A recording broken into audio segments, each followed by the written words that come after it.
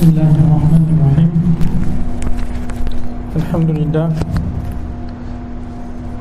الحمد لله حمدا كثيرا طيبا مباركا فيه مباركا عليه كما يحب ربنا ويرضى جل جلاله عم نواله والصلاة والسلام على السيد الحبيب المصطفى وعلى آله وصحبه نجوم الهدى قادة التقى أما بعد.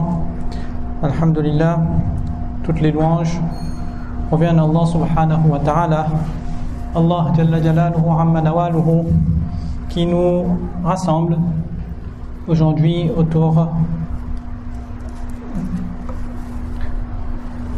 des paroles du prophète sallallahu alayhi wa sallam, le hadith al-nabawi, plus particulièrement ce livre qu'on verra incha'Allah, Al-Adab al-Mufrad de l'imam al-Bukhari rahimahullah ta'ala, et les hadiths autour du haqq, des droits du voisin. Déjà, c'est un bienfait immense de la part d'Allah subhanahu wa ta'ala de nous rassembler ici. Le prophète sallallahu alayhi wa sallam dans un hadith dit Man yuridillahu bihi khayran yufaqihu fid din. Celui auquel Allah subhanahu wa ta'ala souhaite le khayr, le bien, Allah subhanahu wa ta'ala lui donne la bonne, la saine compréhension du din. Donc si nous sommes là ici, c'est pour échanger, ça va pas être un programme, un bayan, ça va être plutôt un échange autour des hadiths, autour un muzakara sur l'importance de cette science qui est la science du hadith.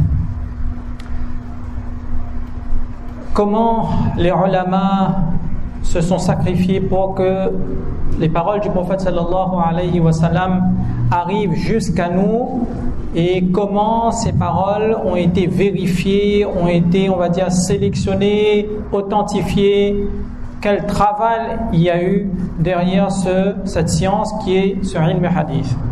Le prophète sallallahu alayhi wa sallam a également cité encouragé les sahaba radiyallahu anhum à transmettre son hadith, à retenir son hadith, à étudier son hadith. Il y a un hadith Naddarallahu imra'an sami'a minhu maqalati. Le prophète sallallahu alayhi wa sallam dit qu'Allah subhanahu wa ta'ala garde resplendissant, fasse resplendir le visage du serviteur qui entend mes paroles, qui a entendu mes paroles, qui les préserve, qui les retient, qui les mémorise, puis qui les transmet. C'est un hadith de base sur les mérites d'apprendre, de s'intéresser au hadith. Donc, qu'Allah subhanahu wa ta'ala garde resplendissant le visage des gens qui s'attachent au hadith. Il y a un hadith dans lequel le prophète sallallahu alayhi wa sallam dit Allahumma arham khulafa'i, oh Allah, aie pitié de mes califes. Sahaba radiyallahu anhu demandé Ya Rasulallah, qui sont tes califes? Le prophète sallallahu alayhi wa sallam a répondu ceux qui viendront après mon décès, qui transmettront mes hadiths. Donc si on est là aujourd'hui, c'est pour parler un petit peu de ce hadith al-Nabawi. On a préféré choisir un livre, comme ça on va essayer, on a une base pour s'appuyer, on va dire, sur lequel on va travailler. On va essayer d'apporter quelques notes, de partager avec vous des notes qu'on a prises ici et là. Mais c'est ce ilm hadith là, voir un petit peu l'importance de ce ilm hadith. Pourquoi on apprend le hadith? On apprend le hadith bien sûr pour profiter des droits du prophète sallallahu alayhi wa sallam. On apprend le hadith pourquoi? Parce que le hadith, ça fait partie des usuluddin. Il y a le Coran, il y a le hadith, il y a le ijma', le consensus des savants, il y a aussi le qiyas, l'analyse, l'analogie. Donc si on a besoin de comprendre le din, on passe obligatoirement par ces fondements qui sont le Coran, le hadith, l'avis des ulama, l'avis des sahaba, des tabi'in, tabi tabi'in. Et puis si vraiment on a un problème, on a une question qu'on ne trouve pas la solution dans ces trois premières sources, on fait un rapprochement et on arrive à une déduction. Donc ce hadith-là, ça fait partie des fondements du din. Et fondements, on va dire, tellement importants que les ulama disent que al-Qur'an ahwaj ila al-hadith qu'al-hadith ila al-Qur'an. Que le Qur'an a plus besoin du hadith que le hadith a besoin du Qur'an. C'est-à-dire que pour pouvoir comprendre le Qur'an, on a besoin obligatoirement de passer par le hadith. On ne peut pas se dire que voilà, on va comprendre le Qur'an seulement par le Qur'an. Le prophète sallallahu alayhi wa sallam a été envoyé wa yu'allimuhum rabbana wa ba'atha alayhim fihim rasulan minhum yatlu alayhim ayatik, pour lire le Coran et pour enseigner le Coran. Donc ces paroles, ces hadiths là sont là pour nous aider à comprendre le Coran. Donc c'est pour ça qu'on est là, qu'on apprend le hadith, qu'on s'intéresse au hadith. Il y a des gens malheureusement qui disent qu'aujourd'hui on n'a pas besoin du hadith. Non, ça c'est on va dire une approche qui est totalement, on va dire, erronée et à rejeter, à bannir. Le hadith reste, on va dire, la référence, nos références, et comme on l'a cité, al-Qur'an ahwaj ila al-hadith qu'al-hadith ila al-Qur'an. Enfin, si on apprend le hadith, pourquoi on apprend le hadith? Pourquoi on étudie le hadith? Parce que Maulana Abul Hassan al-Nadawi rahimahullah ta'ala dit que chaque matière a un effet sur la personne qui l'étudie. Le Coran, la personne qui apprend le Coran aura un effet sur la personne. La personne qui apprend le hadith aura un effet sur elle. Le Coran a un effet qui est très remarquable. On distingue bien la personne, on voit que voilà, ça c'est un hafizul Coran dans son comportement normalement, dans son éthique, dans sa, on va dire, morale, il y a quelque chose qui se dégage. Le Coran amène, on va dire, la dévotion, la abdiyya, que la personne devient plus humble, la personne devient, on va dire, plus proche d'Allah subhanahu wa ta'ala. Plus elle s'intéresse au Coran, elle s'accroche au Coran, elle s'attache au Coran, le Coran reflète dans sa vie. Le prophète sallallahu alayhi wa sallam, kana khuluquhu al-Qur'an, Hazrat Aisha radiyallahu anha disait. Alors ce hadith-là, le hadith aussi a un effet. Plus on s'attache au hadith, plus on se rapproche de qui? Des Sahaba radiyallahu anhum. Nos comportements, nos gestes, nos paroles se rapprochent de ceux des compagnons radiyallahu anhum qui ont côtoyé le prophète sallallahu alayhi wa sallam, qui l'ont vu, qui l'ont accompagné, qui l'ont soutenu. Donc plus on a un attachement pour ce hadith, plus on se rapproche dans nos pensées, dans nos convictions, dans nos comportements des Sahaba radiyallahu anhum. Donc ça c'est l'importance du ilm al-hadith. Donc on disait donc qu'on va essayer de voir ensemble aujourd'hui quelques notes sur ce Al-Adab al-Mufrad d'Imam Bukhari rahimahullah ta'ala. Avant d'aller au livre, Imam Bukhari rahimahullah ta'ala, grand muhaddith, Amirul Mu'minin fil hadith, le chef, on va dire, des croyants dans le domaine du hadith, Imam Bukhari rahimahullah ta'ala, son père était muhaddith, grand muhaddith, son père a fréquenté des muhaddiths tels que Hammad rahimahullah ta'ala, il a rencontré des grands muhaddiths, et Imam Bukhari rahimahullah ta'ala est né, et quelques jours après sa naissance, son père est décédé, donc il a été orphelin très tôt. Et Imam Bukhari rahimahullah ta'ala perd la vue dans son enfance, jeune, et tout le monde connaît plus ou moins la vie d'Imam Bukhari rahimahullah ta'ala. Avec les doigts de sa maman, Imam Bukhari rahimahullah ta'ala retrouve la vue, et sa maman, à force de faire doigt au cours d'un rêve, Allah subhanahu wa ta'ala lui annonce la bonne nouvelle que son fils a retrouvé la santé, la vue, et Imam Bukhari rahimahullah ta'ala retrouve la vue. Imam Bukhari rahimahullah ta'ala commence ses études très tôt, il est on va dire remarqué par les oustas, par les grands muhaddithines, par les érudits savants de son époque, et il va commencer très tôt à fréquenter les cercles de savoir de sa localité. Puis Imam Bukhari rahimahullah ta'ala grandit et rapidement il va voyager, il va aller ici et là à la recherche du savoir, du ilm, du hadith, et en tout les ulama nous disent qu'Imam Bukhari rahimahullah ta'ala aura fréquenté plus de 1000 cheikhs. 1000 cheikhs. On a une dizaine de cheikhs. Imam Bukhari rahimahullah ta'ala, il a des cheikhs de Bukhara, de Basra, de Koufa, de Madina, de la Palestine, la Grande Syrie, de l'Égypte, etc. Imam Bukhari rahimahullah ta'ala, il a voyagé partout pour ce hadith-là, et en tout, plus de 1080 cheikhs de qui il rapporte le hadith. Imam Bukhari rahimahullah ta'ala est un excellent hafizul Qur'an, et sa piété, on ne peut pas tout, on va dire, détailler ici, mais Imam Bukhari rahimahullah ta'ala, Allah subhanahu wa ta'ala l'a comblé de beaucoup de qualités. Tous les savants ont reconnu l'expertise, les mérites, le savoir, la maîtrise d'Imam Bukhari rahimahullah ta'ala. Donc ça c'est Imam Bukhari rahimahullah ta'ala. Imam Bukhari rahimahullah ta'ala, il a son livre qui est Al-Jami' al-Sahih, le Sahih d'Al-Bukhari, dans lequel il va se concentrer, il va s'imposer des conditions très rigides, très strictes, avant de citer dans cette œuvre-là des hadiths.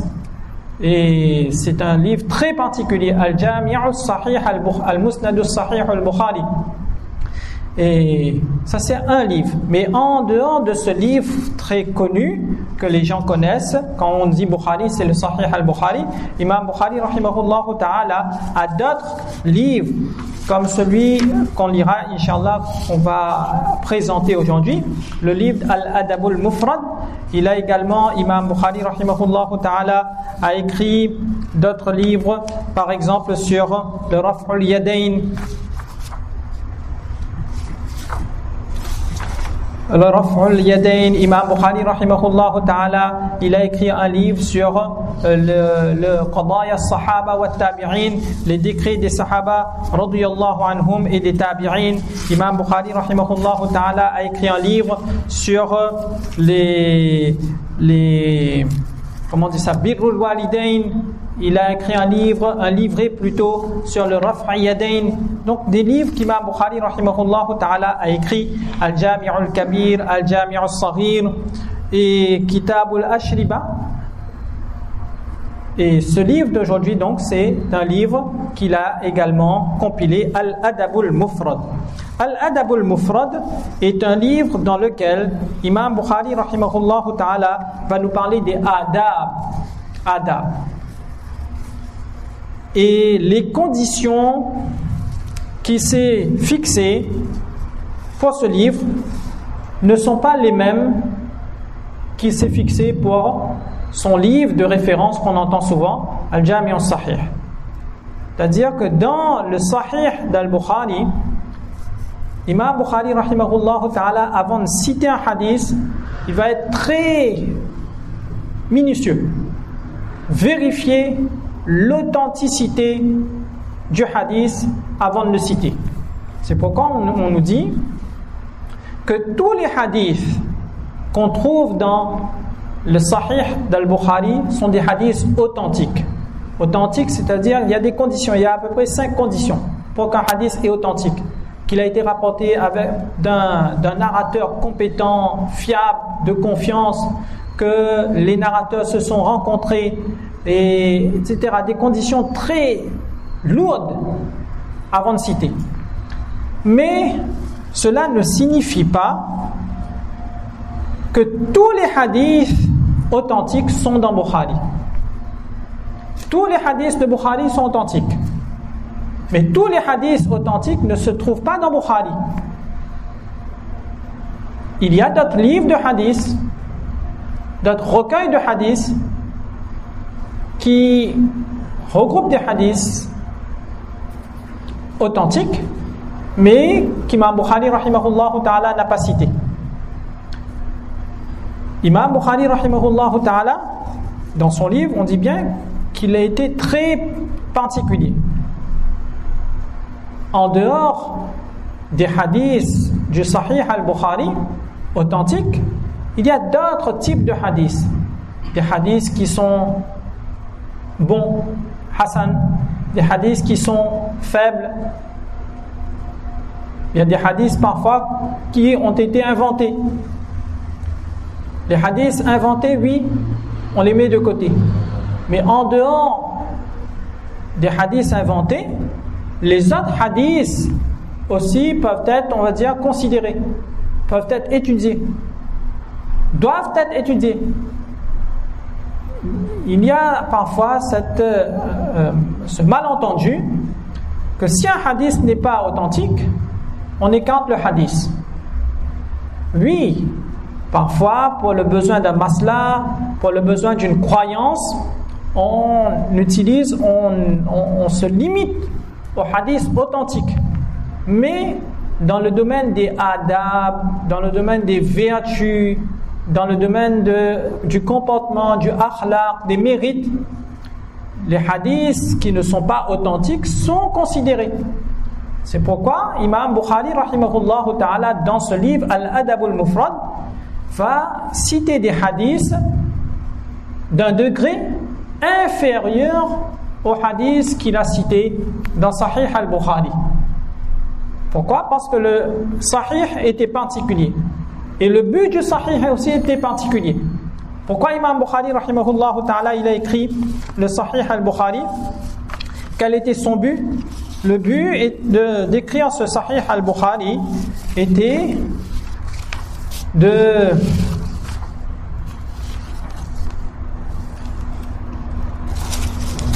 présenter un recueil, une compilation de hadiths authentiques. Mais pas seulement de présenter une compilation de hadiths authentiques, mais à partir de ces hadiths authentiques, Imam Bukhari rahimahullah ta'ala a voulu nous faire comprendre aux lecteurs, à l'étudiant, comment, à partir de hadiths authentiques, déduire des règles de fiqh. Une règle, une note, une morale. Et c'est ce qu'il cite dans ce qu'on appelle le Tarjumatul Bab, le titre qu'il donne au chapitre. Donc, Imam Bukhari rahimahullah ta'ala, la personne qui lit le Bukhari, le Sahih al-Bukhari, aura une idée au fur et à mesure qu'il étudie, qu'il apprend, qu'il lit le Sahih, comment déduire à partir d'un hadith authentique un masla, une note, une morale.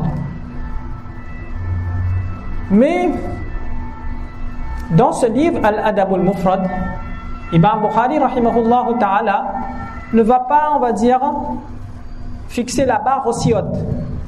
C'est important de comprendre ça. Pourquoi?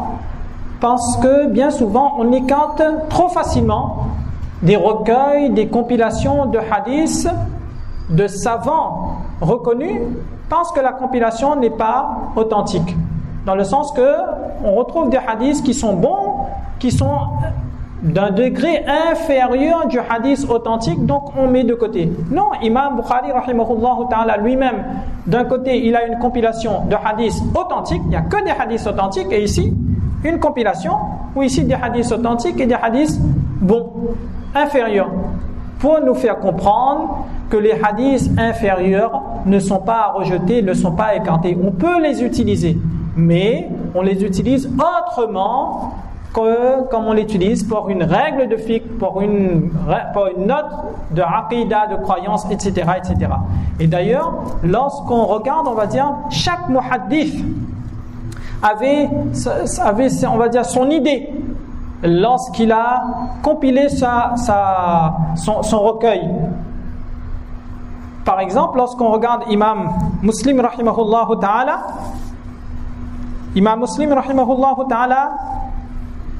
l'intention, l'idée d'Imam Muslim rahimahullah ta'ala était de faire quoi? De rassembler, de regrouper tous les hadiths authentiques d'un même sujet au même endroit. Par exemple, les hadiths authentiques de l'azan, sur l'histoire de l'azan, Imam Muslim rahimahullah ta'ala va regrouper toutes les variantes de ce récit de l'azan, il va les mettre dans un chapitre. Donc pour retrouver un hadith authentique sur l'histoire de l'azan, c'est plus facile d'aller regarder dans Muslim que dans Bukhari. Pourquoi? Parce que l'intention même c'était quoi de l'imam Muslim? Regrouper des hadiths authentiques d'un même sujet au même endroit.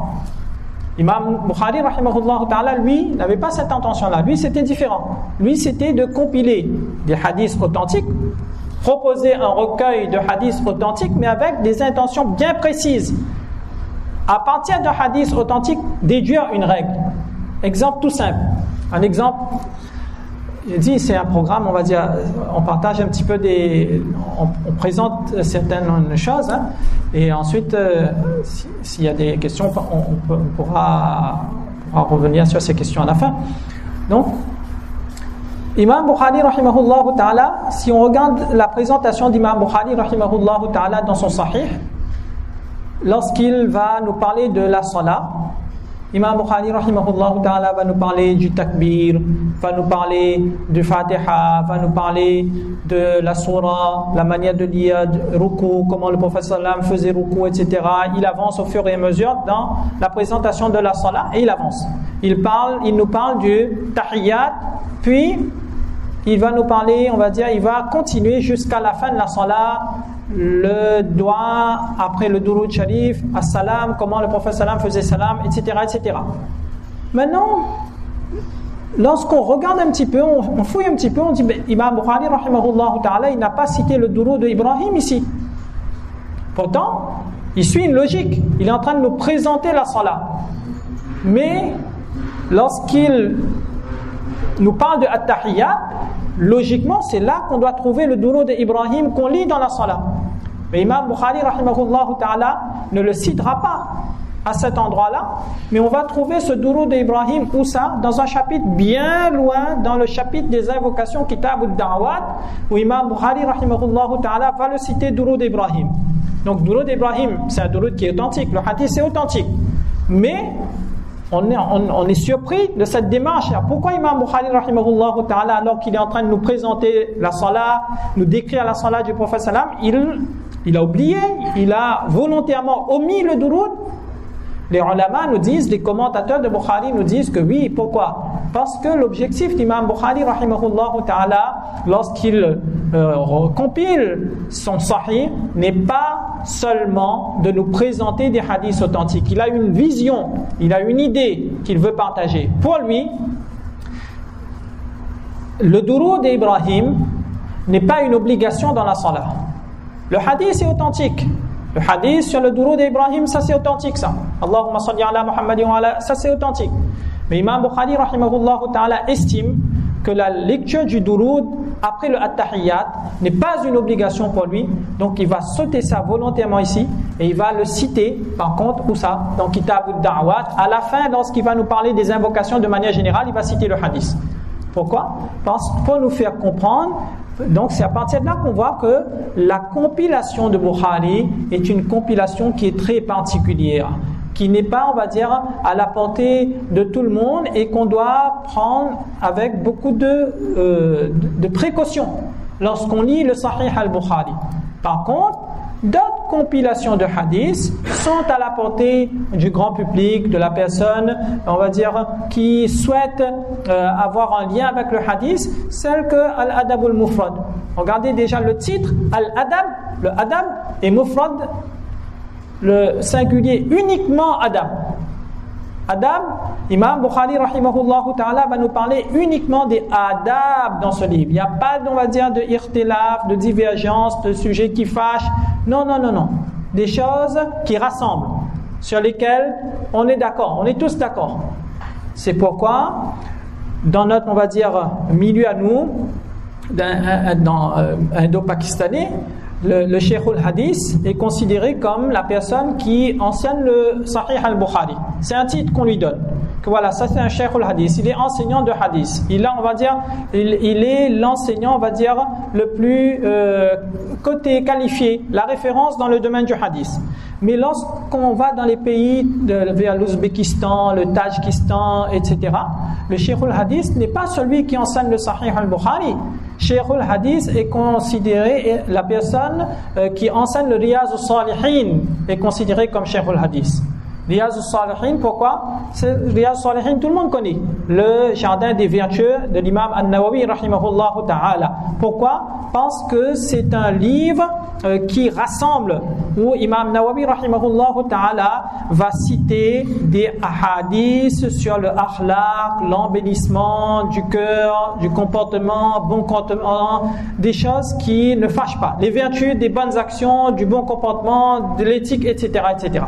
Donc c'est pourquoi il est très très important de comprendre ces approches-là et de se dire que tous les hadiths authentiques ne sont pas dans Bukhari et on les trouve ailleurs, et tous les hadiths qui ne sont pas authentiques ne sont pas à être, on va dire, ne sont pas, on va dire, écartés non plus, ne doivent pas être écartés. On peut les prendre, on fait attention, on les utilise avec quelques, on va dire, règles que les ulama nous disent, nous demandent d'agir en fonction de ces règles. Donc ça, c'était donc quelques notes autour du Sahih, du Imam Bukhari, rahimahullah ta'ala, et du ilm hadith de manière générale. Et un autre point aussi, avant de continuer, tous les livres de hadith ne fonctionnent pas de la même manière. Très important aussi de comprendre ça. Il y a les recueils de hadith sont différents les uns des autres. Il y a ce qu'on appelle les jami' de Imam Bukhari, les jami' de Imam Muslim, les jami' de Imam Tirmizi. Puis on a des livres de hadith qu'on appelle les sunan. Sunan de Imam Abu Daoud, Sunan de Imam Nasa'i, Sunan Ibn Majah. On a des livres de hadith qu'on appelle Musnad, Musnad de Ahmad, Musnad de Abi Khuzayma, Musnad de Abi Awana. Donc chaque livre de hadith est différent. C'est important de comprendre ça aussi. Dans un livre Jami', l'auteur se concentre, va citer des hadiths autour de 8 thèmes. De 8 thèmes. Dans les Sunan, lorsqu'on nous parle de Sunan de Abu Daoud, Sunan de Imam Nasa'i, Ibn Majah, etc., l'auteur va présenter les hadiths à la manière des fuqaha, des juristes. Il va faire une présentation des hadiths en suivant le modèle des livres de fiqh, en commençant par la tahara. Parce que pour pouvoir prier, on a besoin de faire le wuzu. Donc les juristes commencent généralement par la tahara. Tahara va nous parler de wuzu, istinja, les adab, etc. Puis namaz, avant de faire namaz, les conditions pour namaz, etc., etc., etc. Ça, ce sont les sunan. Donc une présentation des hadiths selon le modèle des fuqaha, des juristes. Musnad, un livre de hadiths où l'auteur va rassembler tous les hadiths d'un sahaba dans un chapitre. Par exemple, hadith de Abu Bakr, Musnad de Abu Bakr. Tous les hadiths venant d'Abu Bakr. Musnad de Omar radiyallahu an, tous les hadiths de Omar radiyallahu an, on les aura dans un chapitre. Musnad de Osman, tous les hadiths de Osman dans un chapitre. Ça c'est une autre présentation. C'est une compilation différente. On a des livres de hadiths qu'on appelle les Mu'jam. Mu'jam al-Tabrani, Mu'jam al-Saghir, Mu'jam al-Kabir, où l'auteur va citer les hadiths en fonction des shuyukh, des mashayikh, des maîtres qu'il a eus. Donc il va commencer par, et ensuite il présente soit par ordre alphabétique tous les shuyukh commençant par la lettre alif, puis tous les chouyours commençant par la lettre ba, etc., etc., etc. On a des livres de hadith qu'on appelle les da'wat, kitab ou da'wat, où les muhaddissines vont rassembler tous les doigts du prophète sallallahu alayhi wa sallam dans un livre. Et Al-Adhkar par exemple, de l'imam Nawawi toujours. Ça c'est un livre de référence, tous les ulama connaissent. Al-Adhkar où Imam Nawawi rahimahullah ta'ala va rassembler les hadiths, doigts du prophète sallallahu alayhi wa sallam. Il y a A'malul Yawmi wal Layla, Ibn Sinni rahimahullah ta'ala, même chose. Puis on a des livres de hadiths qui sont, on va dire, les Al-Ba'inat, les 40 hadiths. 40 hadiths de Imam Nawawi toujours. 40 hadiths. Ensuite, il y a 40 hadiths sur un thème. 40 hadiths sur le Qiyamah. 40 hadiths sur les mérites du vendredi. 40 hadiths sur 40 hadiths qui nous parlent de 40 choses. En fonction de leur approche, de leur désir de partager avec la Ummah 40 hadiths, les ulama ont présenté, ont laissé pour la Ummah des livrets de hadiths comportant 40 hadiths. Et aujourd'hui donc, Al-Adab al-Mufrad, c'est un livre de hadiths dans lequel l'imam Bukhari rahimahullah ta'ala va nous parler, va nous citer les ahadiths sur les adab, l'éthique. Donc le titre du livre même, Al-Adab al-Mufrad. Al-Adab, le bon comportement. Al-Adab fait partie du din. Et Al-Mufrad, qu'on traduit par le Mufrad, c'est le singulier. Ifrad, ou Imam Bukhari, le titre même est révélateur que dans ce livre, il n'y a que des adab. On va parler uniquement des adab. Alors c'est un livre qui n'est pas très connu, comme celui d'Imam Nawawi rahimahullah ta'ala, le Riyaz al-Salihin, mais c'est un livre du même genre, où il y a des hadiths sur les mérites de bien se comporter, d'abord envers les parents, puis la famille, puis les voisins, etc., etc. Donc un livre dans lequel Imam Bukhari rahimahullah ta'ala va citer des hadiths sur le adab, sur l'éthique. Le adab très très très important. Le adab, ça fait partie du din. C'est un pan du din. Samimu hadha ad-din. Les ulama nous disent al-adab wasila ila kulli fadila. Le adab est un moyen, c'est le wasila, c'est le lien qui nous conduit ila al-fadila, vers le mérite, vers les mérites. Alors le adab, ça différencie le musulman des autres. En fait, le adab, c'est la distinction. Le musulman, il est bas adab, c'est-à-dire qu'il est respectueux. Respectueux dans sa démarche, dans ses paroles, dans son comportement, dans ses gestes, avec ses proches, avec un étranger. Donc le adab dévoile en fait Cheikh Abdul Fattah Abu Ghudda rahimahullah ta'ala, il a écrit un petit livret Min Adabil Islam. Min Adabil Islam, et dans ce petit livret là, il dit que le adab dévoile, expose la grandeur et le kamal du din. C'est lorsqu'on apprend, qu'on lit un petit peu ces hadiths sur le adab, les adab, l'éthique, qu'on se rend compte de la richesse et de la beauté du din. Et les savants s'accordent, sont unanimes sur le fait que le adab est quelque chose qui est très très très louable.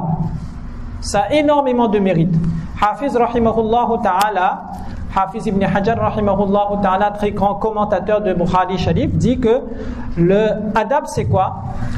Adab, c'est l'utilisation de tout ce qui est louable, comme parole, comme geste, comme action. Al-adab, c'est s'accrocher aux choses qui sont bonnes aux yeux de tout le monde, quelles que soient les croyances de la personne. Le adab, c'est lorsqu'on utilise des choses qui sont louables pour tout le monde. Le adab, les ulama ont traduit le adab par quoi? Le adab, c'est une qualité, c'est une aptitude qui te met à l'abri des reproches et des blâmes. Et lorsqu'on fouille un petit peu, on revient un petit peu dans la racine du mot adab. Le adab viendrait du mot al-ma'duba. Ma'duba c'est quoi? C'est une invitation ordinaire. Il y a des invitations qui sont masnoun que la charia a reconnu. Il y a le walima par exemple, repas de noces. Il y a al-aqiqa lorsqu'un enfant est né. Il y a une dizaine à peu près d'invitations qui sont, on va dire, reconnues aux yeux de la charia.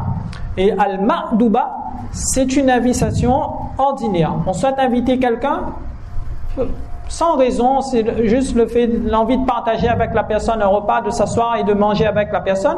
On l'invite, alors ce repas-là, on appelle ce repas le al-ma'duba. Alors le adab, le terme adab vient de al-ma'duba. Plus on a adab, plus on cultive ce adab en nous, plus les gens vont nous solliciter et vont nous dire venez, on est invité. Et bien souvent c'est comme ça. Lorsqu'on est, on va dire, on a une tenue, on a une éthique, mais on retrouve les mêmes personnes dans toutes les invitations, ils sont là. Pourquoi? Parce qu'ils sont respectés, parce que les gens les respectent, parce qu'ils ont un adab, une éthique, une tenue, une morale que les gens reconnaissent. Donc ça viendrait de ce terme adab. Le terme adab revient souvent dans nos références. Donc ça c'est al-adaba et donc al-mufrad. Mufrad pourquoi? Parce qu'Imam Bukhari rahimahullah ta'ala dans ce livre va pas nous parler de masla, de sujets on va dire qui va diviser les gens, sur lesquels les gens peuvent être en désaccord, etc. Il va uniquement s'accrocher au adab. Et donc Inch'Allah, après la salat, on va lire ensemble quelques hadiths sur le chapitre du voisinage, Inch'Allah. C'est bon? Inch'Allah, on va reprendre Inch'Allah après la salat pour la deuxième partie. Donc comme ce livre Al-Adab al-Mufrad, d'autres savants ont également écrit des livres sur Al-Adab. Par exemple, on a des livres Adab ad-Dunya wa ad-Din. Imam Mawardi rahimahullah ta'ala, il a écrit un livre Adab ad-Din wa ad-Dunya. Il y a un livre Al-Adab al-Mufti, les adab du mufti. Adab al-Atfal, les adab qu'un enfant, les adab à apprendre, à enseigner à un enfant. Adab al-Zufaf, les adab à respecter pour les nouveaux mariés. Adab al-Bahth wal-Munadhara, les adab du débat et de la discussion. On est en désaccord avec quelqu'un, on souhaite débattre avec cette personne, il y a des adab. Donc il y a un livre comme ça. Il y a adab al-Nufus, c'est-à-dire des adab qui vont permettre à une personne de corriger son intérieur, de se libérer des maladies spirituelles qui affectent son âme, de Al-Muhasabi rahimahullah ta'ala. Donc adab, il y a des livres comme ça qu'on trouve. Imam Bukhari rahimahullah ta'ala, donc dans son Sahih al-Bukhari, il a un chapitre Kitabul Adab. Kitabul Adab qui cite après le livre des invocations. Le chapitre des adab qu'il va citer où ça? Après le chapitre des invocations. Pourquoi? Parce que les invocations, ça ouvre les portes des cieux. Lorsqu'une personne lève les mains, Allah subhanahu wa ta'ala ouvre ses portes pour la personne. Et le adab, ça ouvre les portes de ce dunya. Lorsqu'une personne est bas adab, et les gens l'accueillent, les gens sont contents de le recevoir, les gens l'accueillent. Donc le adab, ça ouvre les portes du dunya. Mais dans son sahih, Imam Bukhari rahimahullah ta'ala n'a pas pu citer tous les hadiths qu'il a voulu citer. Pourquoi? Parce que les conditions du sahih étaient vraiment très rigides. Donc il a sur le adab d'autres hadiths qui ne sont pas aussi authentiques, qui sont un peu plus faibles, qu'il a voulu citer, qu'il a voulu partager. C'est pourquoi il a fait ce livre Al-Adab al-Mufrad. Et dans ce livre, vous allez voir, il y a des hadiths qu'on ne trouve pas dans le Sahih, qu'on trouve ici. Inch'Allah, on va voir ça après la salat. Wa ma tawfiqi illa billah. نحمده ونصلي على رسوله الكريم أما بعد. On continue,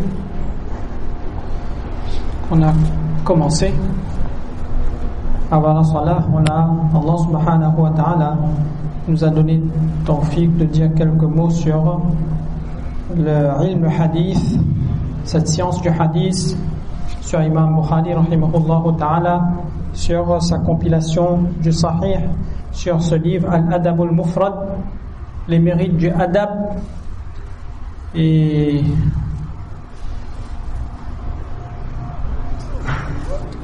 l'importance du adab, les profits du adab. La personne qui s'accroche au adab, en fait, s'accroche au din.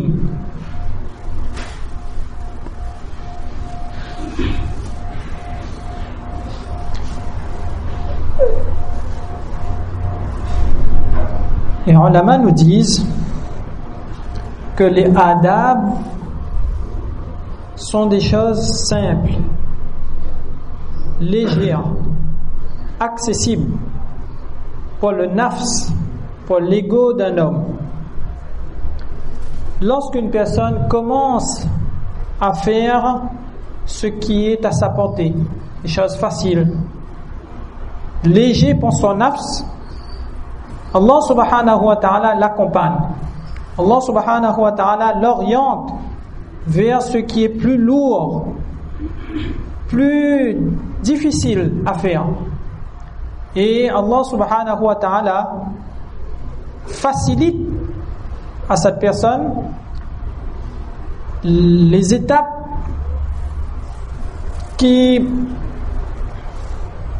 feront de lui un exemple, un qudwa pour les autres.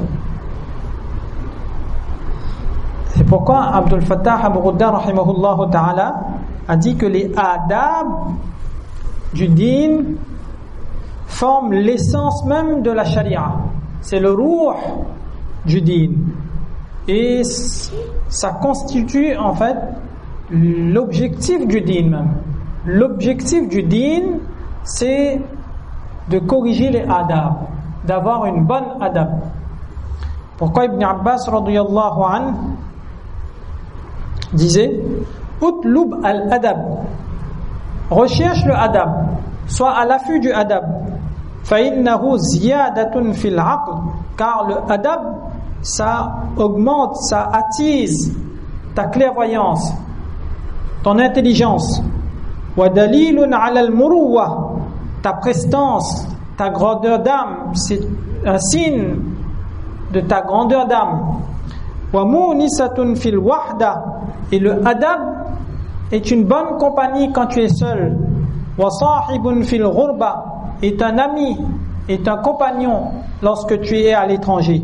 وَمَالٌ عِنْدَ الْقِلَّةِ, et le adab c'est aussi, ce seront tes biens lorsque tu n'en as pas, lorsque tu es déprivé, tu es un petit peu dans le besoin, mais le adab ça va être ton bien, tes biens.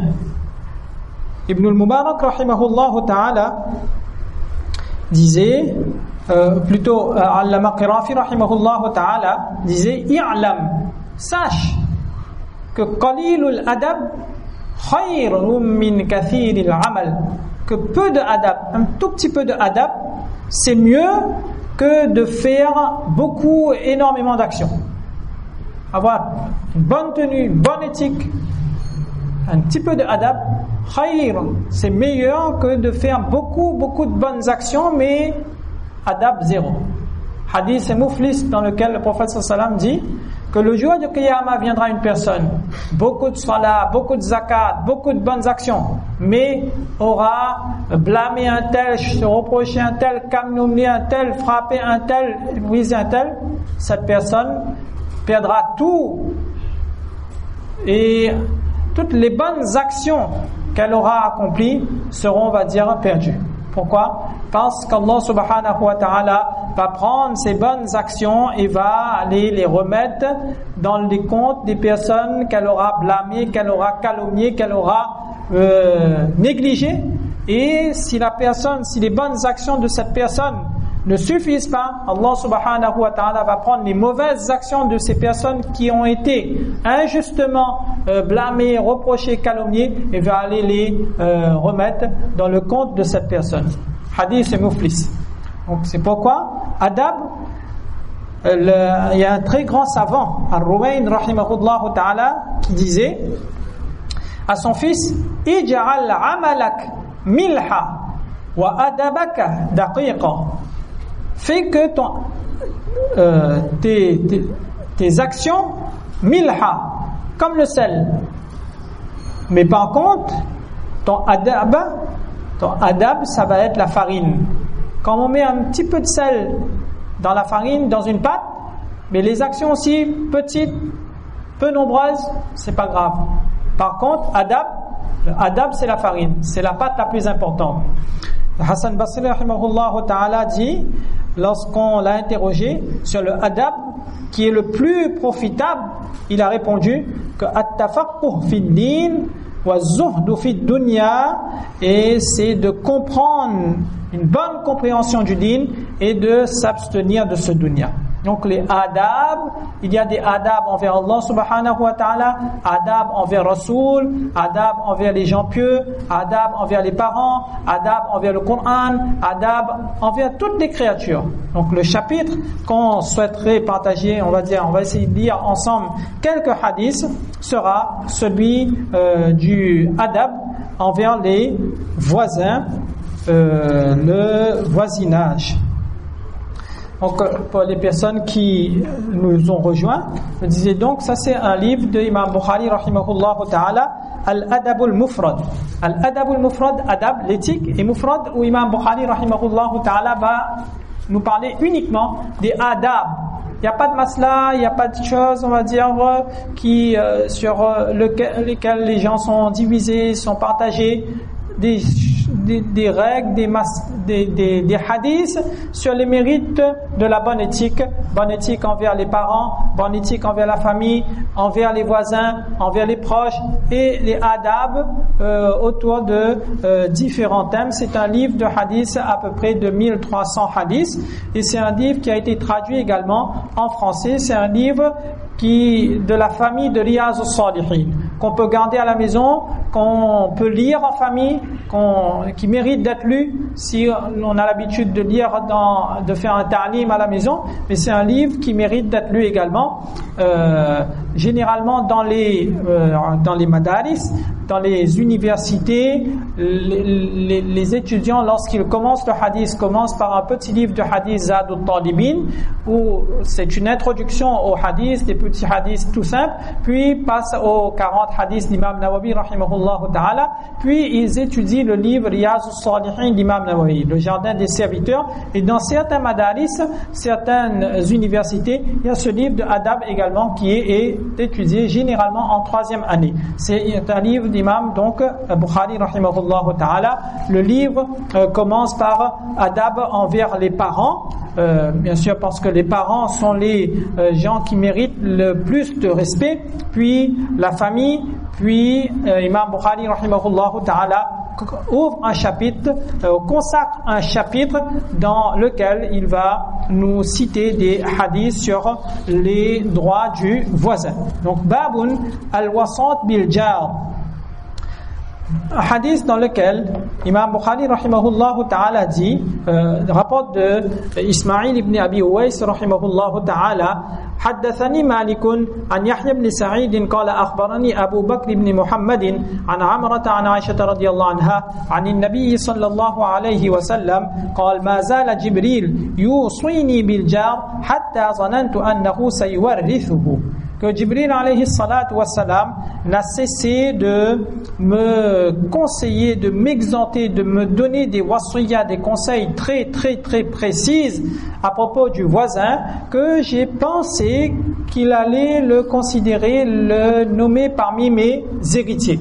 Donner au voisin sa part d'héritage.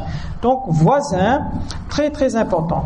Allah subhanahu wa ta'ala a valoriser le droit du musulman sur le musulman. Haqqul muslim ala al-muslim khamsun. De manière générale, que chaque musulman a sur son frère musulman 5 devoirs. 5 devoirs lorsqu'il est répondre à son salam, de le visiter lorsqu'il est malade, de accompagner son janaza, de répondre à son invitation, de dire yarhamukallah lorsqu'il éternue. Ça c'est d'une manière générale. Puis Allah subhanahu wa ta'ala a valorisé les droits de la famille sur la famille. Famille, parents, enfants, parents. Puis Allah subhanahu wa ta'ala a valorisé le droit du proche sur le proche.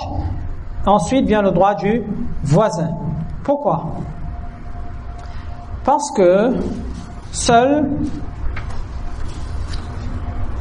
l'homme est vulnérable.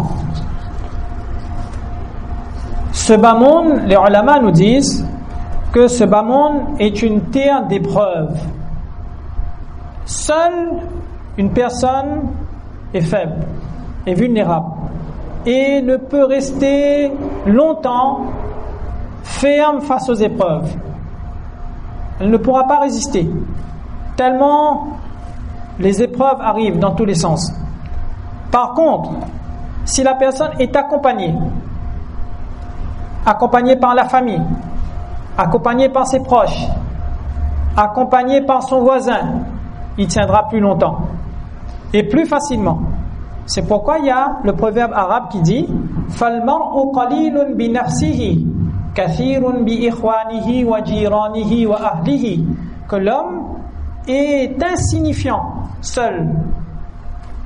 Seul l'homme est infime, insignifiant. Par contre, il prend de l'importance kathirun bi ikhwanihi lorsqu'il est avec ses frères, wa jiranihi, ses voisins et sa famille. Lorsqu'un l'homme qu'il rencontre et voit le plus souvent après sa famille, après ses proches et le voisin. Dans la vie, la personne qu'on voit le plus, après les parents, après les frères, c'est notre voisin. Parfois, on voit le voisin plus que la famille. Parfois, le voisin aide plus que la famille. Parfois, le voisin réagit plus rapidement que la famille. Un janaza, Mayet, premier voisin côté fin arrivé. Il y a un mariage, si on est bien avec notre voisin, le voisin viendra dire on a besoin de quelque chose, je suis là, ma maison est là, on est là, tout le monde est là. Parfois le voisin, il réagit plus rapidement que la famille. Donc l'islam a accordé une estime particulière à cette personne, au voisin. Malheureusement, les gens sont renfermés, devenus égoïstes, individuels. À cause de quoi? Pourquoi? Parce qu'on ignore les droits du voisin. On ne connaît pas, on ne sait pas l'estime et la valeur que l'islam a accordée aux voisins. On a oublié parfois les hadiths ou les versets du Coran. Ça c'est le premier point. Deuxième point, c'est parce que notre iman est devenu tellement faible qu'on néglige notre voisin. Plus on a un iman qui est fort, plus on estime notre voisin. Arif Billah ibn Abi Jamara rahimahullah ta'ala dit que hifzul jar min kamalil iman, la préservation du jar, des liens de voisinage, fait partie de la perfection de la foi. Pour voir un petit peu si notre iman est correct, on pense un petit peu, est-ce que mes relations avec mon voisin sont bonnes ou pas? Pourquoi? Parce que hifzul jar min kamalil iman, la préservation des liens du voisinage, ça découle du iman, d'un iman qui est bien, qui est parfait. Le prophète sallallahu alayhi wa sallam, dans plusieurs hadiths, nous a rappelé cela. Il a rappelé que le lien, l'estime du voisin, ça fait partie du iman.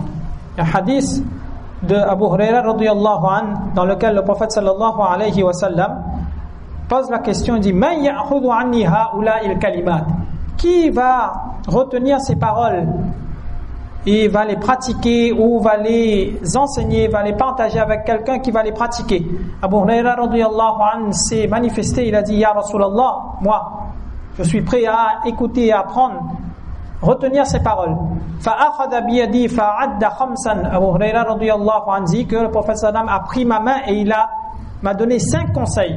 Ittaqil maharim takun a'badan nas. Préserve-toi des choses interdites et tu seras le plus grand abid des gens, le plus grand adorateur d'Allah est celui qui se préserve des choses qu'Allah subhanahu wa ta'ala a interdites.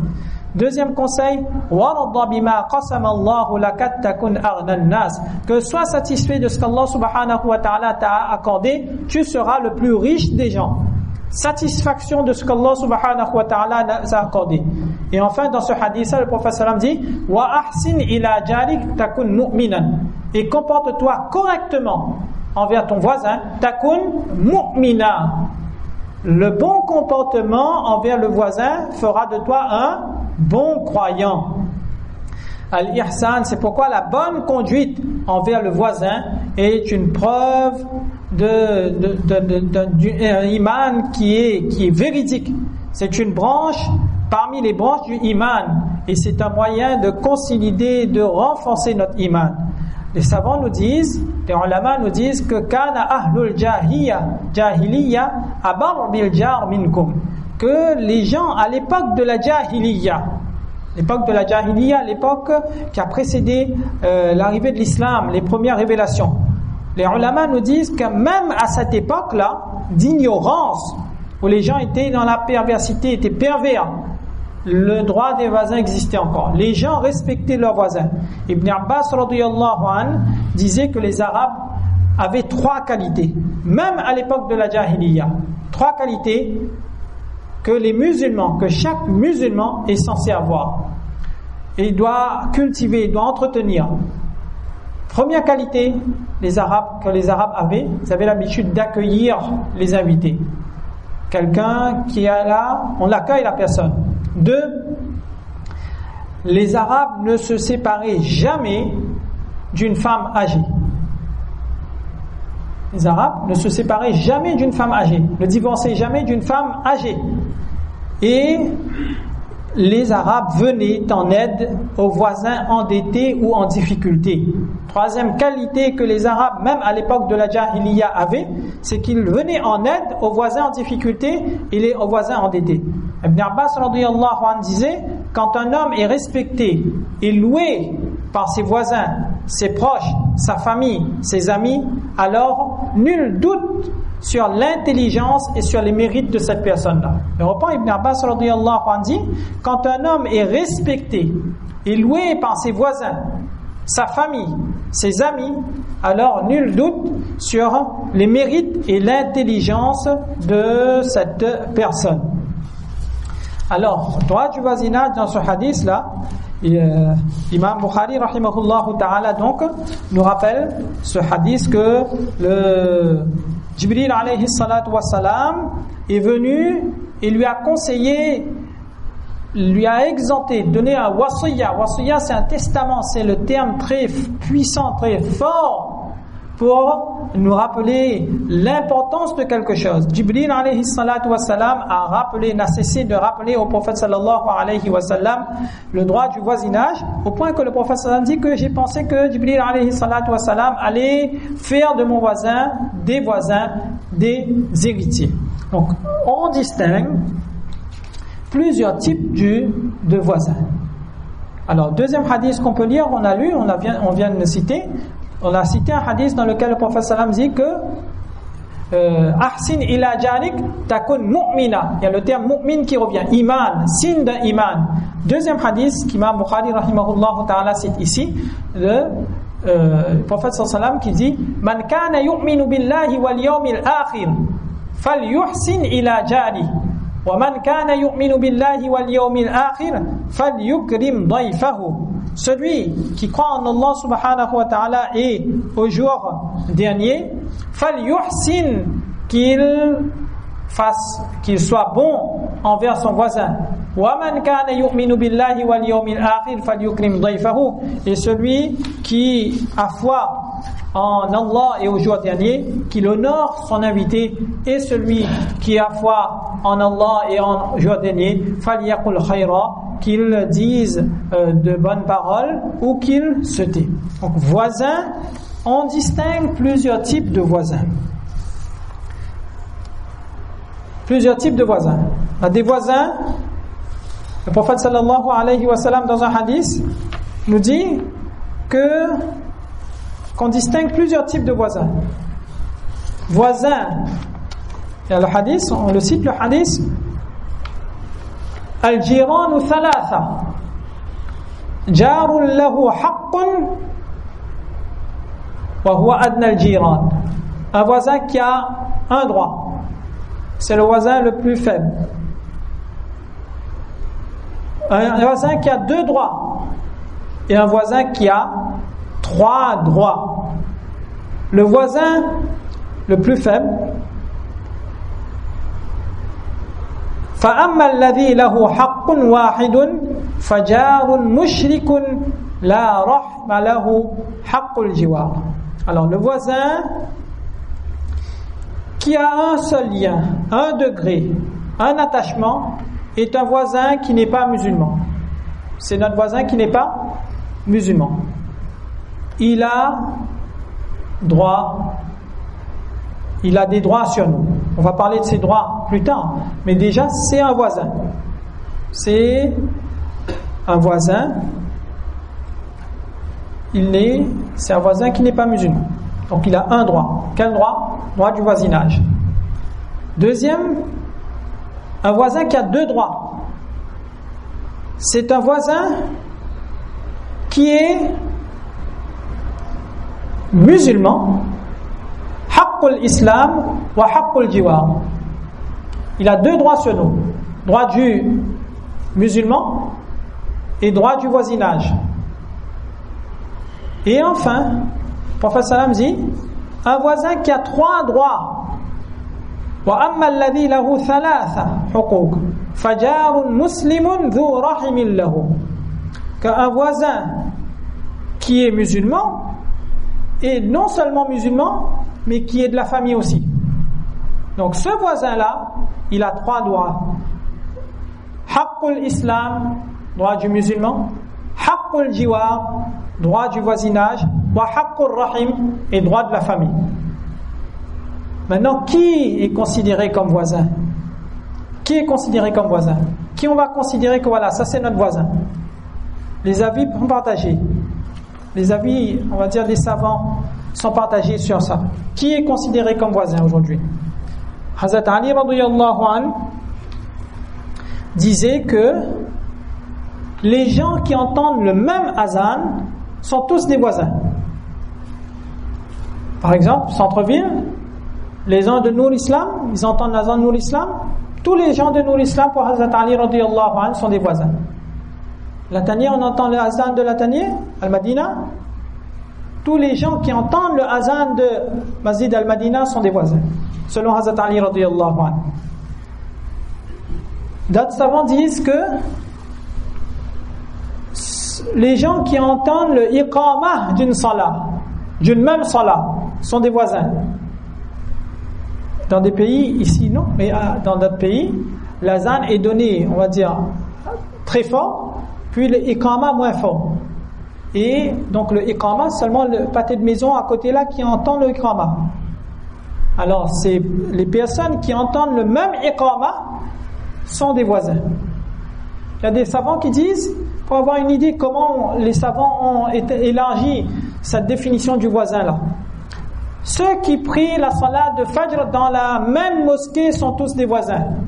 Il y a des gens comme ça. On les voit seulement en namaz Fajr. Parce qu'ils travaillent, parce qu'ils habitent loin, parce qu'ils sont un peu éloignés de masjid. Mais Fajr, ils viennent et ils ont l'habitude de venir Fajr telle mosquée. Donc, les gens qui font la salat de Fajr ensemble sont tous des voisins. Il y a des gens qui disent que les gens d'un même quartier sont tous des voisins. Moufia, des voisins. Saint-Clotilde, voisin. Chaudron, voisin. Latanier, voisin. Il y a des savants qui disent que les 40 maisons de chaque côté à la ronde sont des voisins. C'était l'avis de Hazrat Aisha radiyallahu anha. Hazrat Aisha radiyallahu anha, Hassan Basri rahimahullah ta'ala disait que les 40 maisons sont tous des voisins.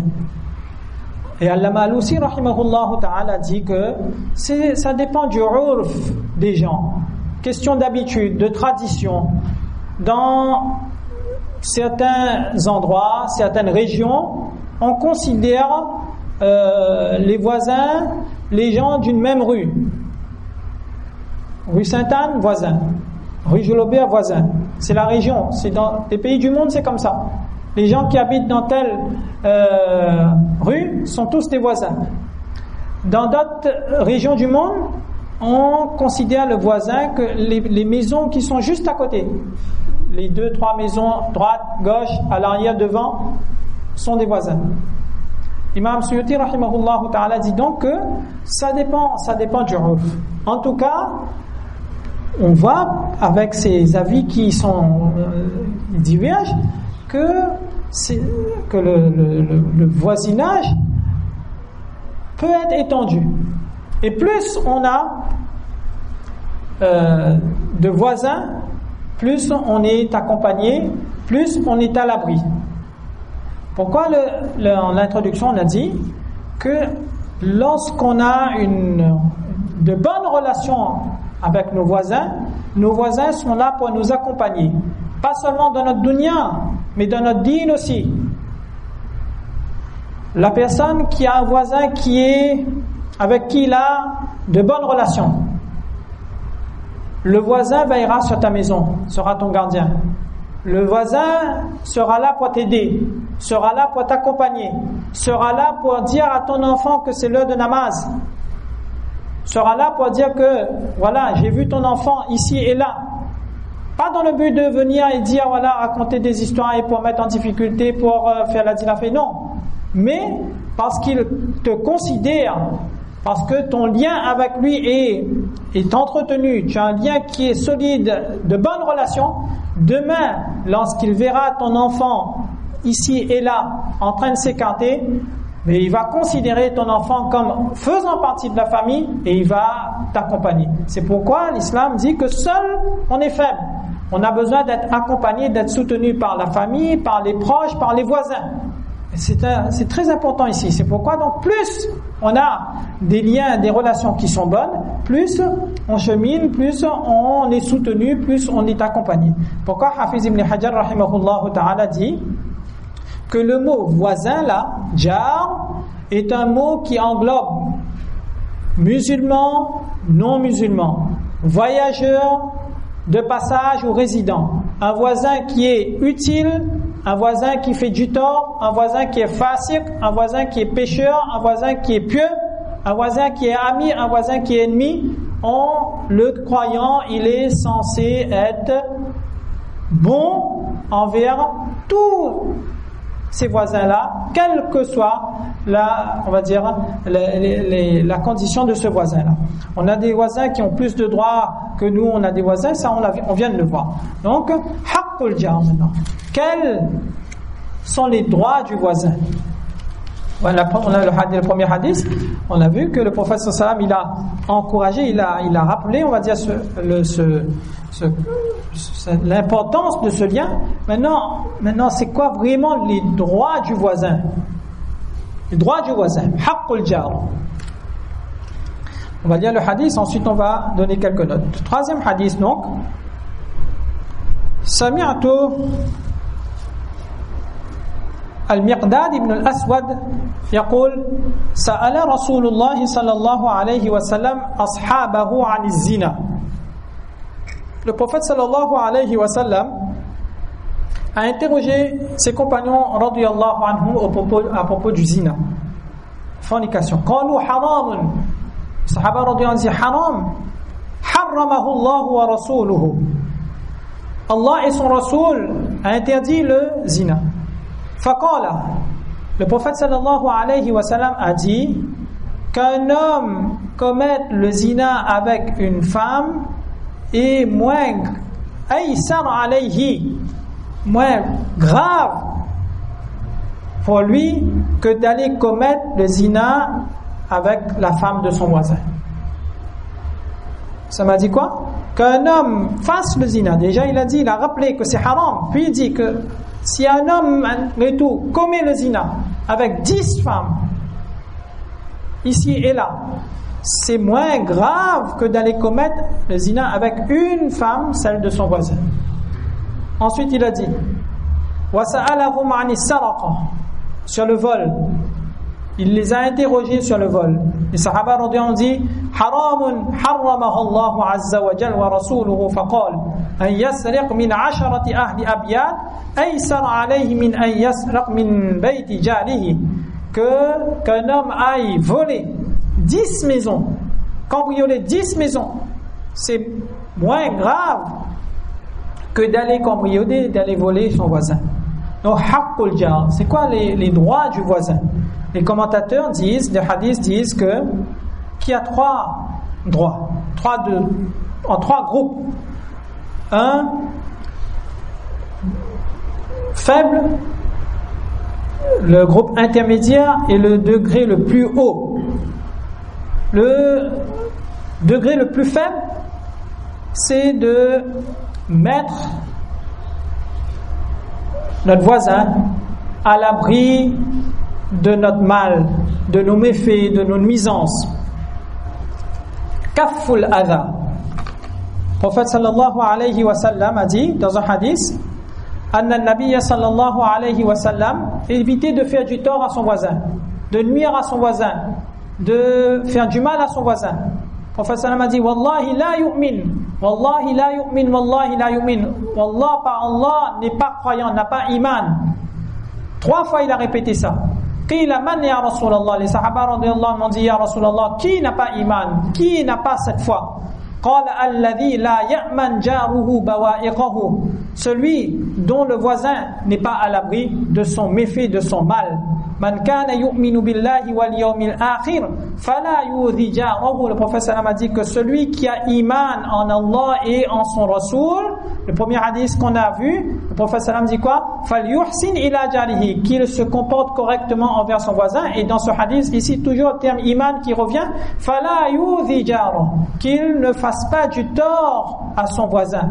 Et la yadkhulul jannah man la ya'man jaruhu bawa'iqahu, que n'entrera pas au paradis celui dont le voisin n'est pas à l'abri de ses méfaits.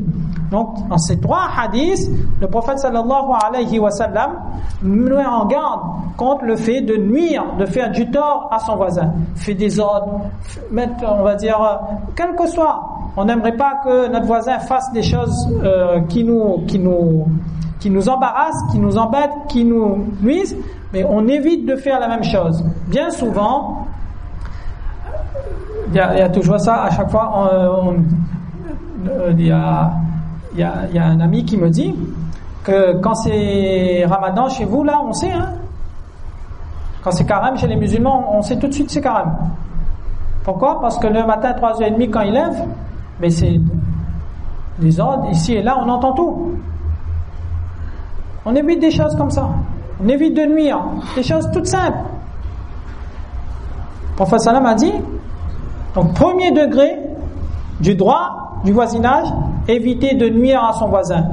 On connaît que le voisin a besoin de rentrer d'un instant. Il s'est arrivé avec son voiture. Garde par où devant lui, des choses toutes simples. D'accord? On sait que on va recevoir des gens. Préviens le voisin. Dis-lui que voilà, aujourd'hui il aura un petit peu des ordres. Prévenir. Adab, ça fait partie de adab. On est en train de voir quoi? Adab. Adab envers notre voisin. Donc la première affaire, le prophète sallam dit dans un hadith, l'imam Ahmad rahimahullah ta'ala dit que la première affaire qui sera traitée le jour du jugement sera celle de 2 voisins. 2 voisins en conflit. Awwalu khasmayni yawm al-qiyamah jaran. Il y a un hadith dans lequel l'imam Bukhari rahimahullah ta'ala cite ce hadith plus loin et dit que la yudhi jara.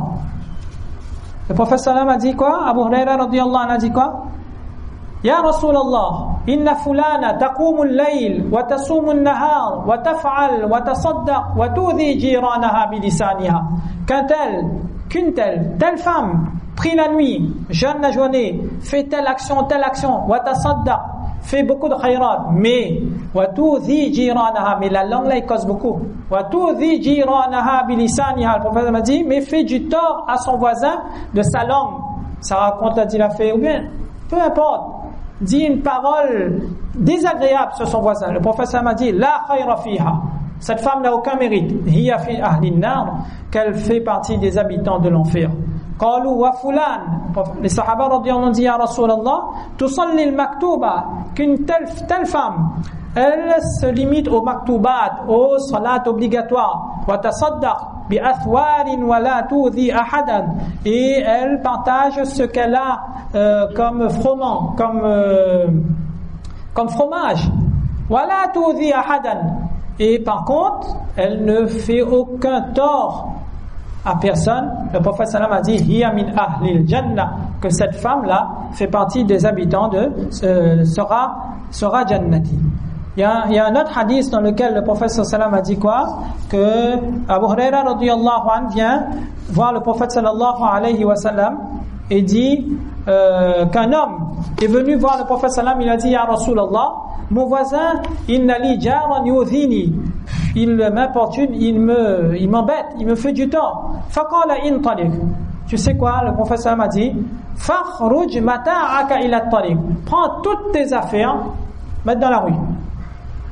Prends toutes les affaires de la maison, mets dans la rue. Fakhruj mata'aka ila at-tariq, prends toutes les affaires de la maison, mets dans la rue. Fantalaqa fa akhraja mata'ahu, la personne est repartie et elle a retiré toutes les affaires de la maison, tout ce qu'elle avait dans la maison, elle a mis sur le passage des gens. Alors les gens de passer ont commencé à se rassembler. Faqalu, mais qu'est-ce qui arrive? La personne a dit li jarun yu'dhini, c'est mon voisin, il m'embête.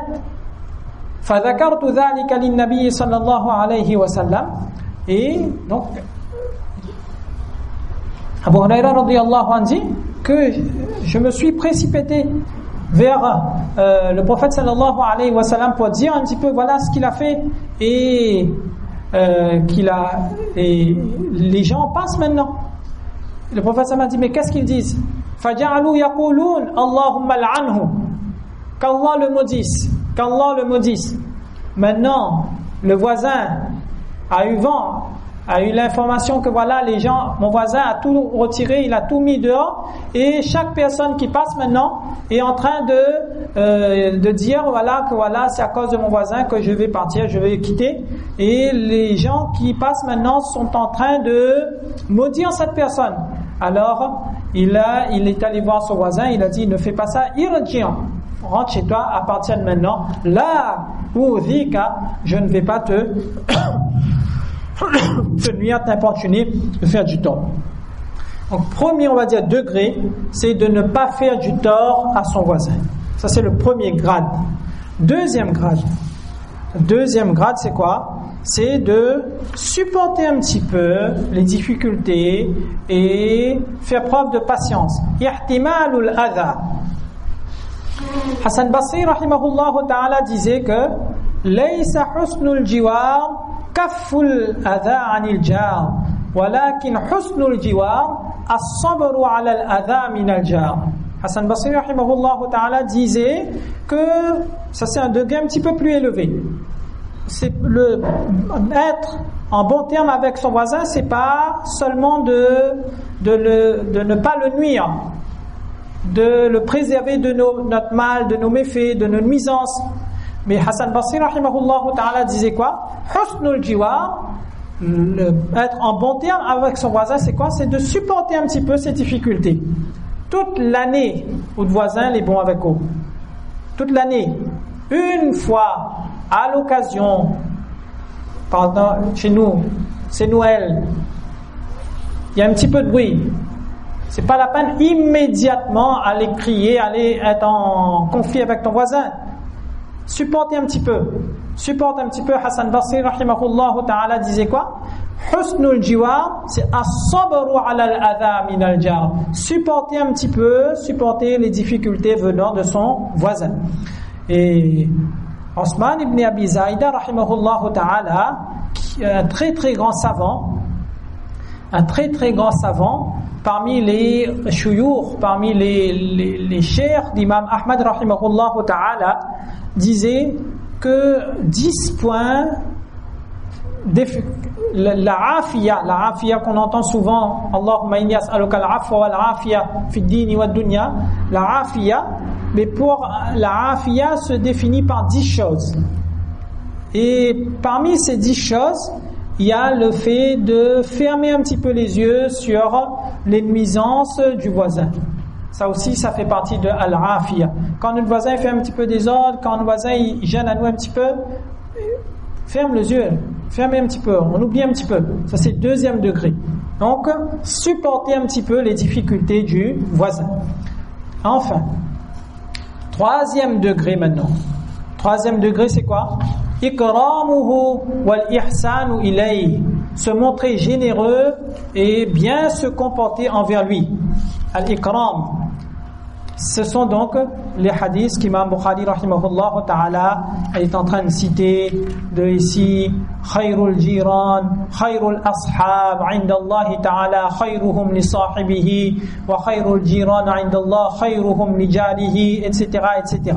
Hafiz ibn Hajar rahimahullah ta'ala, très grand commentateur de Bukhari rahimahullah ta'ala, dit quoi? Dit que sur ce degré le plus élevé du droit du voisinage, que le hadith le plus complet est le hadith de Muaz radiyallahu anhu sur ça.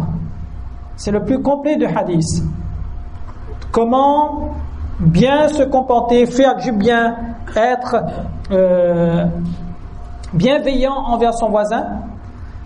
C'est le hadith de Muaz radiyallahu anhu, dans lequel Muaz radiyallahu anhu dit quoi?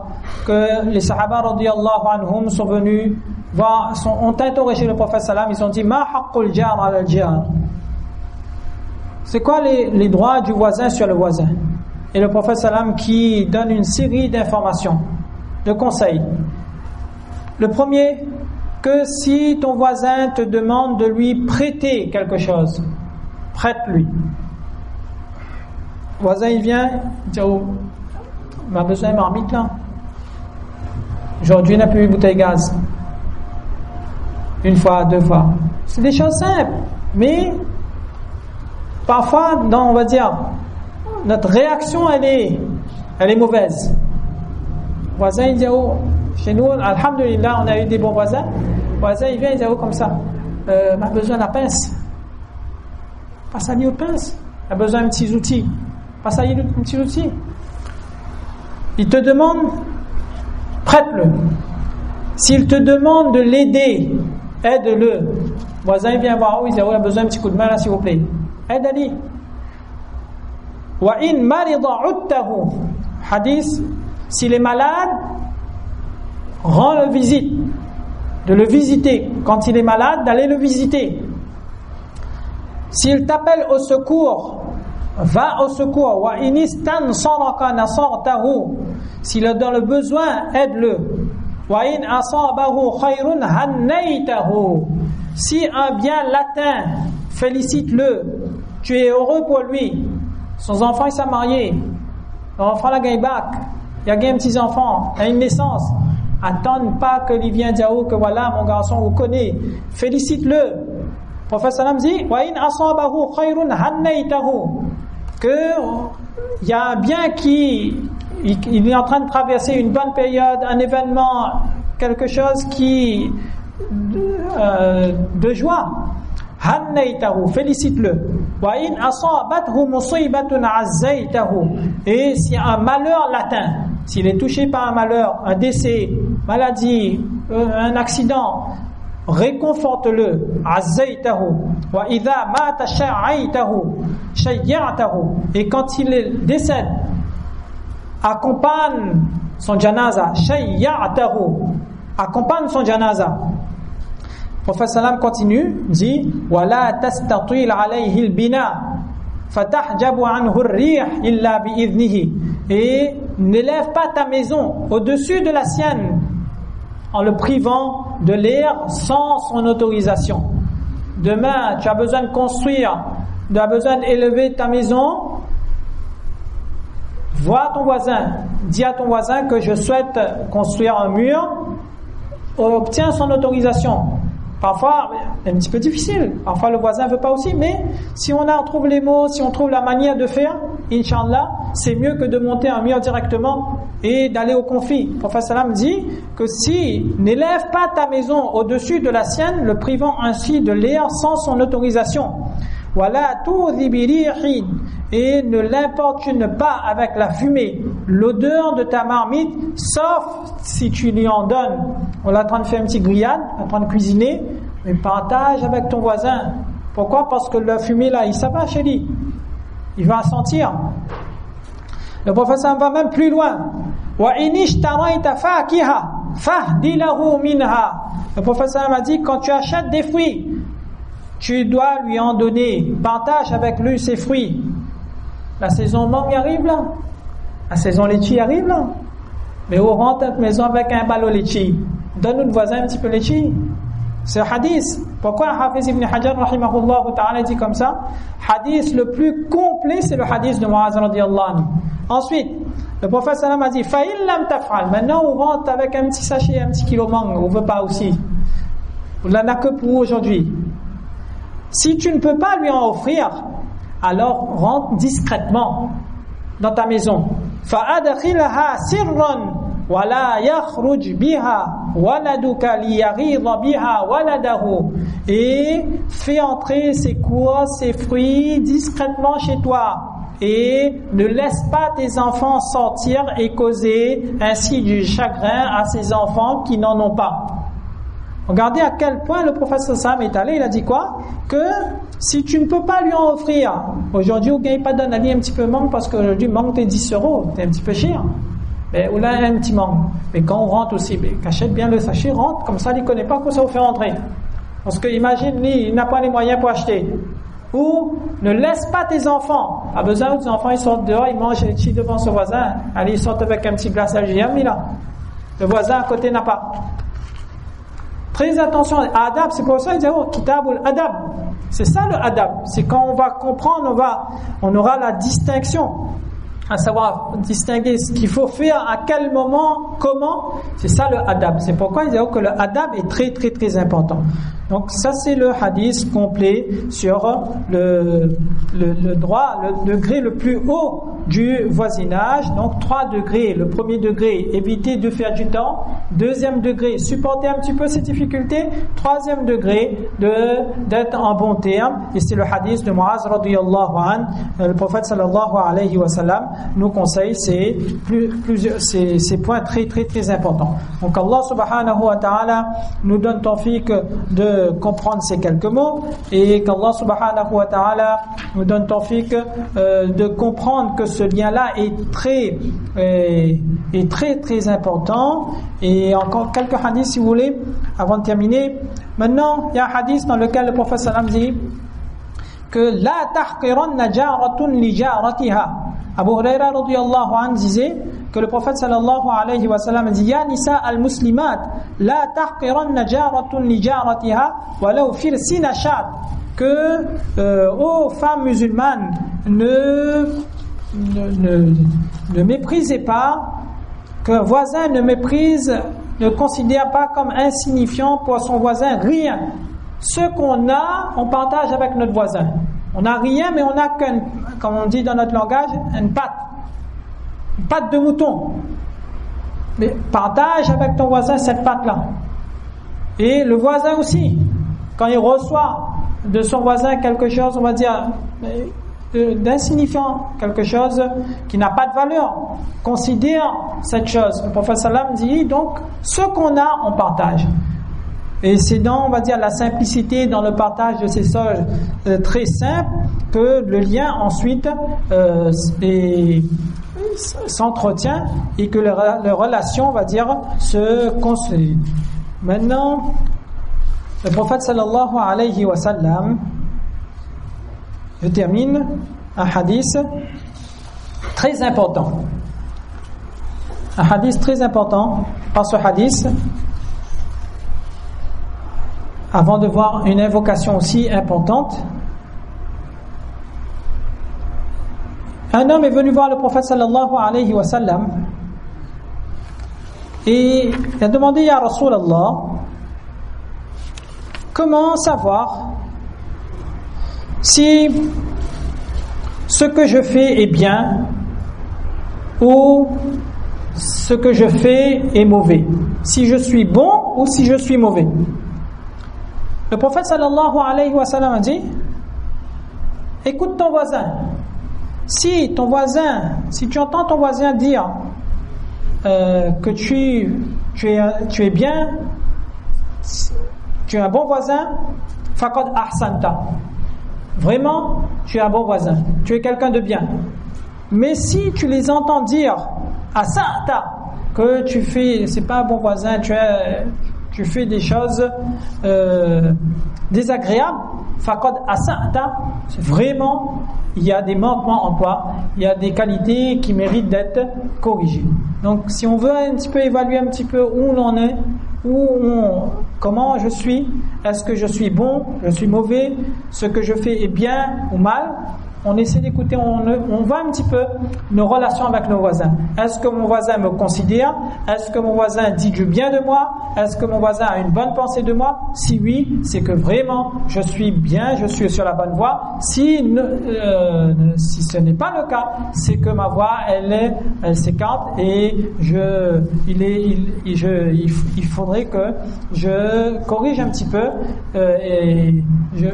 cet écart-là et je me corrige. Un doigt avant de terminer, le prophète sallallahu alayhi wa sallam avait l'habitude de faire un doigt très important. Allahumma inni a'udhu bika min jari su, wa min yawmi su, wa min sa'ati su, wa min sahibi su. Que Allah protège-moi d'un mauvais voisin, d'une mauvaise journée, d'une mauvaise heure et d'un ami malveillant. Pourquoi? Parce que il y a un hadith qui nous dit que fait partie du sa'ada d'une personne, du sa'ada des chances qu'Allah subhanahu wa ta'ala accorde à une personne, du bonheur d'une personne, 4 choses. Arba'un min as-sa'ada. Al-mar'atu as-salihah, une personne qui a une femme pieuse. Wal jaru as-salih, un voisin qui est pieux. Wal maskanu al-wasi', une maison qui est agréable. Wal markabul hani, et une bonne voiture. Allah subhanahu wa ta'ala, c'est qu'Allah subhanahu wa ta'ala l'a comblé et qu'il est très chanceux, qu'il a toutes les chances pour réussir. Qu'Allah subhanahu wa ta'ala nous donne donc tawfiq de comprendre ces quelques mots. Il y a encore beaucoup de choses à dire, mais Inch'Allah on va s'arrêter là. Allah subhanahu wa ta'ala nous donne tawfiq de comprendre l'importance de ce lien du voisinage, car c'est un lien qui mérite d'être entretenu. Pourquoi? Parce qu'on est faible.